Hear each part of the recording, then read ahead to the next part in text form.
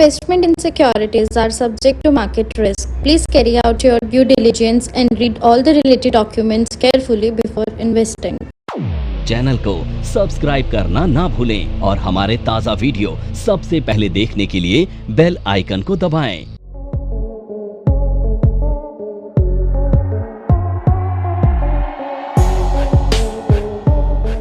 देखो bond basically नहीं, bond और डिबेंचर्स में अंतर होता है। कई बॉन्ड्स अगर आप वैसे समझना चाहते हैं तो है तो सिक्योरिटी है ना, डेट सिक्योरिटी है, पर दोनों में अंतर क्या है बेसिकली। देखिए जो बॉन्ड्स होते हैं ना वो एसेट बैक्ड होते हैं या फिर बेसिकली सिक्योर्ड होते हैं, ज़्यादातर बॉन्ड जो होते हैं।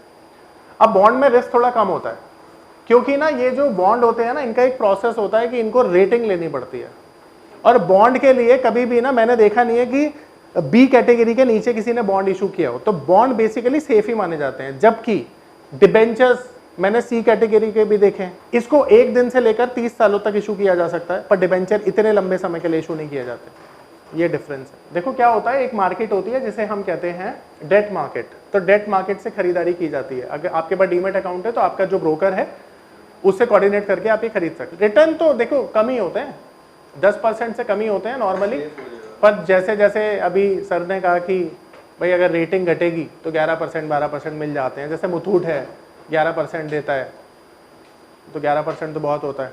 अगर आपने चीज़ ही गलत सीखी है और 5 घंटे 10 घंटे उस पर डाल दिए तो आपने डबल नुकसान कर दिया अपना समय का भी।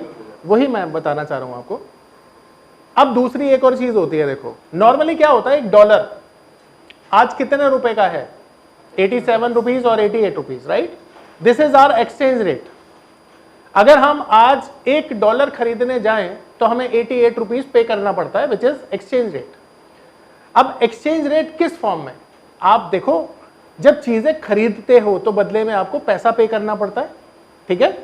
तो जब आप पैसा पे करते हो तो अपने इंडिया में तो क्या चलता है, इंडियन रुपीज चलता है, तो वहां पे एक्सचेंज रेट हमारा बड़ा आसानी है कि तुमने 10 रुपए की कोई वस्तु खरीदी, 10 रुपए दे दिया सामने से।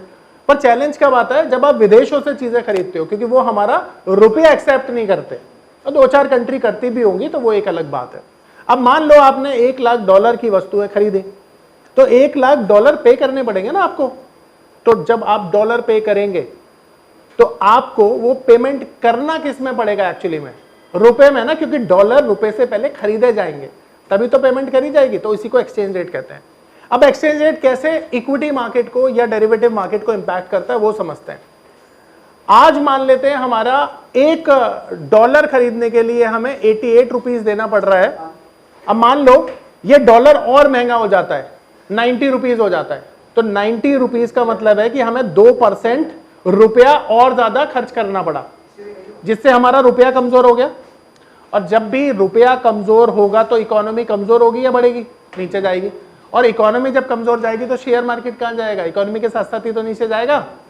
तो एक्सचेंज रेट इस तरह से इंपैक्ट करता है, ठीक है। मतलब देखो नॉर्मली तो फ्लक्चुएशन काफी ज्यादा नहीं होती है, पर अगर 50 पैसे के ऊपर आ जाए, आधे % से ऊपर आ जाए तो फिर डाउन साइड, मतलब इनवर्स रिलेशनशिप होता है, ऐसा समझिए, सॉरी डायरेक्ट रिलेशनशिप होता है। अगर रुपया मजबूत हो रहा है विच मीन्स मार्केट के लिए पॉजिटिव है, रुपया कमजोर हो रहा है विच मीन्स मार्केट के लिए नेगेटिव है। पर 5-7 पैसे से फर्क नहीं पड़ता, it must be at least 0.5% of change. तो आपने देखा कि अभी 86 से 87 288 हो गया, तो 25.5 की निफ्टी जो है 24,400 आ गई, यानी 1,000 से ज्यादा करेक्ट हो गया। तो अब हम प्रोडक्ट की बात करेंगे। तो सबसे पहला जो प्रोडक्ट है वो है स्वॉप्स, ठीक है।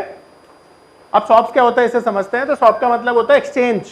अब यहाँ पर स्वॉप एक केस में हम देखते हैं, इक्विटी मार्केट में आप देखते हो कि 2 कंपनियां आपस में करती हैं मर्जर, सबने सुना होगा मर्जर, एक कॉर्पोरेट एक्शन होता है। अब 2 कंपनियों का जब मर्जर होता है ना तो उसका क्या प्रोसेस होता है, मान लेते हैं कंपनी ए और कंपनी बी, अब ये दोनों आपस में मर्ज कर रही हैं। ए कंपनी के शेयर का जो भाव है वो है 100 रुपए। नमस्कार दोस्तों, क्या आप स्टॉक मार्केट में शुरुआत करने का सोच रहे हैं और क्या आपको यह समझ में नहीं आ रहा है कि आपकी शुरुआत कहां से होनी चाहिए, तो मैं आपको एक ऐसा कोर्स सजेस्ट करने जा रहा हूं जो आपकी लाइफ चेंज कर सकता है। और मैं बात कर रहा हूं NIFM का advance level of smart investor course की, जो आपकी लाइफ चेंज कर सकता है। जी हां, आपने सही सुना, NIFM आपके लिए लेके आया है एक ऐसा शानदार कोर्स जो आपको बताएगा कि किस तरह से आप स्टॉक मार्केट में सक्सेसफुली पैसा कमा सकते हैं। और ये कोर्स है advance level of smart investor. Advance level of smart investor course आपको हर छोटी से छोटी और बड़ी से बड़ी मार्केट की बारीकियों के बारे में जानकारी देता है और ये सभी जानकारियां आपको इस मार्केट में पैसा कमाने में बहुत ज्यादा मददगार साबित होती हैं। तो इस कोर्स को करने के बाद आप मार्केट में सक्सेसफुल ट्रेडर और सक्सेसफुल इन्वेस्टर बन सकते हैं। और बी कंपनी के जो शेयर का भाव है वो है 50 रुपए। अब हुआ ये कि जो बी कंपनी है वो ए में मर्ज हो जाएगी, तो अब ए बी कंपनी के नाम से ये कंपनी चलाई जाएगी। अब क्योंकि बी कंपनी एग्जिस्टेंस में नहीं रहेगी आफ्टर मर्जर, तो इसके शेयर होल्डर्स का क्या होना चाहिए? इसके शेयर होल्डर्स का क्या पैसा डूब जाएगा? तो ऐसा तो नहीं है। अब देखिए, जिस कंपनी के साथ मर्जर होता है उसकी एसेट और लायबिलिटी सब उस कंपनी की हो जाती है जिसमें वो कंपनी मर्ज होती है। यानी कि अब ए कंपनी में बी कंपनी मर्ज हो जाएगी, तो जो भी एसेट है या लायबिलिटी है किससे बिलोंग करेंगी? तो अब एग्जिस्टेंस में कौन रहेगा? ए।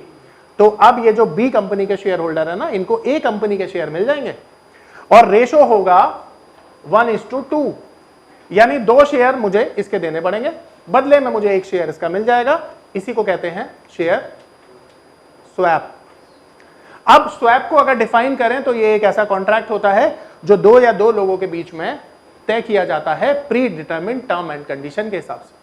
यानी जब ये मर्जर होगा तो 2 कंपनियों के जो मैनेजमेंट हैं वो डिसाइड करेंगे कि हमें किस तारीख को कितने शेयर के प्राइस पर किस रेशो में ये कंपनी का मर्जर करना है। ठीक है, आ रही है मेरी बात समझ में? इसी को स्वैप कहते हैं, उसे कंसोलिडेशन कहते हैं जो तुम बोल रहे हो। जैसे तुमने बैंक्स का देखा तो दिस इज कॉल्ड कंसोलिडेशन। हर चीज का एक अलग वो है टर्मिनोलॉजी। और कंसोलिडेशन क्या होता है ना, सरकार करती है, कंपनीज नहीं कर सकती। अब सरकार है, सरकारी बैंक्स हैं, तो सरकार तय करेगी ना कि 100 बैंकों को एक में मर्ज कर दो। This is called different form of merger. किस तरह से? जैसे आपने बोला इसके 1:2 शेयर मिलेंगे जी। तो बैंक जब मर्ज होता है, बैंक अगर मर्ज होता है तो बहुत सारे हाँ बिल्कुल बिल्कुल बिल्कुल। आपने देखा होगा ना, जब बहुत सारे बैंक का मर्जर हुआ तो एसबीआई के शेयर मिले सबको। सेम प्रोसेस ये रहेगा, बिल्कुल सेम है। अब बात करते हैं हम वारंट की। अब देखो, वारंट बेसिकली एक ऐसा कॉन्ट्रैक्ट बोल सकते हो तुम होता है जो 2 तरीके का होता है। सबसे पहला नॉन कन्वर्टेबल वारंट और दूसरा convertible warrant. Non convertible warrant वो वारंट होते हैं जिनको इक्विटी में कन्वर्ट नहीं किया जा सकता, और कन्वर्टेबल वारंट कौन से होते हैं? जिन्हें इक्विटी में कन्वर्ट किया जा सकता है। अब सवाल ये उठता है कि जो वारंट होते हैं वो होते क्या हैं? तो वारंट वो ऑप्शंस होते हैं जो तब इशू किए जाते हैं जब कंपनी को वेरी लॉन्ग टर्म के लिए पैसों की जरूरत होती है। अब वेरी लॉन्ग टर्म का मतलब क्या होता है? 3, 5, 10 साल। तो जब भी कभी ऐसा होता है तो कंपनी वारंट इशू कर सकती है, पर बहुत कम कंपनियां इसे इशू करती हैं। अब यहां पर सवाल ये होता है कि अगर तुमने इसमें इन्वेस्ट किया तो तुम्हें किस तरह से ट्रीट किया जाएगा? तो देखो, एक मैच्योरिटी होगी, मैच्योरिटी पीरियड पर आपको आपका पैसा और जो भी इंटरेस्ट होगा वो लौटाया जाएगा। पर अगर तुम चाहते हो कि तुम्हें कंपनी इंटरेस्ट और आपका प्रिंसिपल के अलावा कुछ दे, तो वो क्या हो सकता है? कन्वर्टेबल, यानी आपके शेयर, यानी कंपनी आपको शेयर ऑफर कर सकती है। पर शेयर चाहिए या नहीं चाहिए ये डिसाइड कौन करेगा? इन्वेस्टर करेगा, कंपनी नहीं करेगी। तो इसी को हम क्या बोलते हैं? वारंट बोलते हैं। अब बात करते हैं फॉरवर्ड कॉन्ट्रैक्ट की। अब यहां से थोड़ा सीरियसली पढ़ना क्योंकि ये इंपॉर्टेंट चीज है। आपने अक्सर देखा होगा 2 दोस्त आपस में बैटिंग करते हैं। तो कैसे होती है वो बैटिंग? क्रिकेट मैच का एग्जांपल लेते हैं। मान लेते हैं ए और बी 2 टीम है, ये खेल रही है आपस में, और तुम्हारा दोस्त बोलता है कि ए जीतेगा और तुम बोलते हो बी टीम जीतेगी। तो यहाँ पर तुम एक बेट करते हो और बेट है 100 रुपीज़ की, मान लेते हैं। अब यहाँ पर ध्यान देने वाली बात यह है कि ये जो बैटिंग तुमने की है ना, ये म्यूचुअली अंडरस्टैंड से की है, क्योंकि तुम्हें पता है कि तुम्हारा दोस्त है, एक दूसरे को तुम जानते हो। तो ये जो कॉन्ट्रैक्ट हुआ ना, इसे कहते हैं हम over the counter, OTC, mutual understanding से जो किया जा रहा है, यानी over the counter in nature. तो इसका नेचर क्या हो गया? ओवर द काउंटर हो गया। ये पावर ऑफ नंबर थ्योरी इतनी बेहतरीन थ्योरी है कि इसे करने के बाद आप एक अलग अनुभव करेंगे और आपको लगेगा कि शायद इसी चीज की आपको तलाश थी। बहुत सालों की ट्रेडिंग के बाद, इन्वेस्टिंग के बाद आपको शायद ऐसे प्रोडक्ट की जरूरत थी जो मार्केट में आपको वो कॉन्फिडेंस दे पाए, जिस कॉन्फिडेंस के साथ आप रोज पैसा कमा पाए और जितना आप चाहें उतना पैसा कमा पाए। तो हमारी ये जो पावर ऑफ नंबर थ्योरी है, ये आपको आपकी सभी इच्छाओं को पूरा करने के लिए है। और आप देखेंगे कि इस थ्योरी को करने के बाद जो आपका कॉन्फिडेंस है, आपकी जो एक्यूरेसी है, आपकी जो क्षमताएं हैं मार्केट से पैसा कमाने की, वो बहुत ज्यादा बढ़ जाएंगी। और आप देखेंगे कि जो आपने आज से पहले अनुभव नहीं किया था अपनी ट्रेडिंग के दौरान या इन्वेस्टमेंट के दौरान, आप इतना बेहतर अनुभव करेंगे इस कोर्स को करने के बाद। ठीक है, यहां पर तुम दोनों ने क्या किसी तरह का पैसों का लेन देन किया? नहीं किया ना, तो नो मार्जिन डिपॉजिट, यानी किसी भी तरह का मार्जिन डिपॉजिट ही नहीं हुआ, राइट ना। अब तीसरी चीज कि अगर तुम्हारा दोस्त बेट हार जाए और वो कहे भाई मैं नहीं दे रहा पैसे तेरे, जा कर ले जो करना है, तो तुम क्या करोगे? यार दोस्त है तुम्हारा, तुम बोलोगे यार कुछ तो दे दे। वो बोलेगा 100 रुपए नहीं 5 रुपए दूंगा, चाहिए तो बता। तो तुम बोलोगे यार कुछ तो दे दे। सेम वे तुम्हारे साथ भी ऐसा हो सकता है। तो यहां पर तुमने देखा कि काउंटर पार्टी डिफॉल्ट हो सकता है, काउंटर पार्टी रिस्क है यहां पर कि both the party can back of from there term condition. ऐसा होता है ना, हो सकता है ना, क्योंकि तुमने यहां पैसा डिपॉजिट नहीं कराया। अगर पैसा डिपॉजिट कराया होता तो तुम्हारे दोस्त को पैसा देना ही पड़ता। तो यहां पर ये काउंटर पार्टी रिस्क होता है ऐसे किसी भी कॉन्ट्रैक्ट में, ठीक है, काउंटर पार्टी रिस्क है। चौथी चीज, जैसा मैंने बताया कि 100 रुपए हारने के बाद सिर्फ 5 रुपए तुम्हारी जेब में आए, तो ये कस्टमाइज कर दिया ना कॉन्ट्रैक्ट कि चल 5 रुपए दे दो या 50 रुपए दे दो या बाद में दे देना।